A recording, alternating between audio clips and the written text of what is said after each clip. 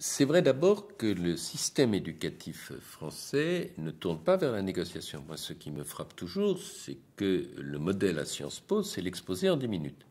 Le modèle dans les universités américaines, c'est la debating society, c'est-à-dire l'art d'essayer de gagner un débat ou de convaincre un auditoire face à un interlocuteur qui défend une thèse différente. Je pense qu'il y a une déficience dans notre système de formation qui est que c'est le cours magistral qui est donné dans sa forme abrégée de 10 minutes ou d'un quart d'heure de l'exposé, qui est l'abrégé de l'expression et pas le débat avec un autre ou la capacité de convaincre un public. Donc ça, je pense que c'est une défaillance assez spécifique du modèle français par rapport à un modèle anglo-saxon de formation. Le deuxième point, c'est que c'est vrai, cela est accentué dans la fonction publique par le fait que le fonctionnaire est formé sur l'idée qu'il y a un intérêt général et que son métier, à lui, est de découvrir ce qu'est l'intérêt général, et une fois qu'il a découvert la bonne réponse, son travail est terminé.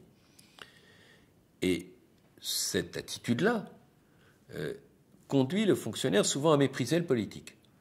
Parce que le politique, lui, il a pour objet de trouver quelque chose d'applicable et d'acceptable, donc, et qui permette bien sûr sa réélection.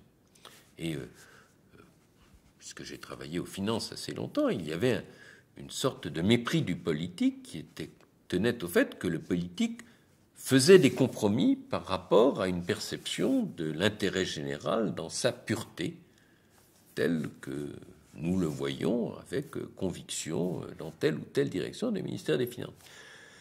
Cela dit, dès que l'on passe du monde protégé de la fonction publique au monde réel, qui n'est pas seulement le monde de l'entreprise, qui est aussi le monde du politique, qui va dans sa circonscription, qui affronte les manifestations, qui affronte le débat, qui affronte toutes ces choses, on voit bien que ce qui est important, c'est pas d'avoir raison, c'est ce qu'on peut faire effectivement appliquer et accepter. Et là, je pense qu'on bascule. Et on l'a dit, la négociation, sous ses différentes formes, est une des façons de rendre acceptables des mouvements, indépendamment même du mouvement que l'on provoque ou que l'on ne provoque pas chez l'autre. C'est un processus, je dirais presque de digestion aussi, qui transforme, mais qui permet d'assimiler.